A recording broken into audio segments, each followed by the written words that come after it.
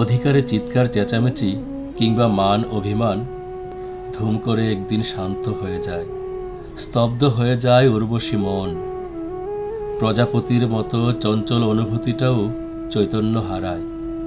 এক এক করে সব হারিয়ে যায় কথায় কথায় অভিমান, ছোট্ট শিশুর মতো অভিমানী কান্না। অবশেষে প্রাণ হারায় খ্যাপাটে মায়া দিগন্তের মতো অসীম পাগল পাড়া ভালোবাসা। চিরচেনা বহু অপরিচিত হয়ে যায়, শখের মানুষ হয়ে যায় অন্যের।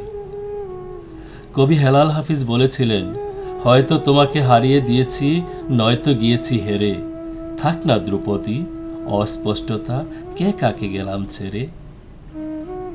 পাশে থাকবার, বুকের নরমে পুষে রাখবার শপথ, আর আকাশ কুসুম স্বপ্ন গড়িয়ে যায় এক লহমায়। না থাকার মতোই বেঁচে থাকে জীর্ণ জীবন, গলায় ফাঁস দিয়ে জ্বলে থাকে দীর্ঘশ্বাসের কার্নিশে। আসলেই কেন যে ধরে রাখা যায় না, চাইলেই শেষ পর্যন্ত একসাথে থাকা হয় না কখনো কাউকে ভালোবেসে সবটুকু দিয়েও। অথচ আমরা বোকার দলেরা ভুল পথে হাঁটি, অস্তিত্বের সবটা উজাড় করে দিয়ে ভালোবাসি। শূন্যের হাত ধরে চলতে থাকি ধোঁয়াশা ভবিষ্যতের দিকে।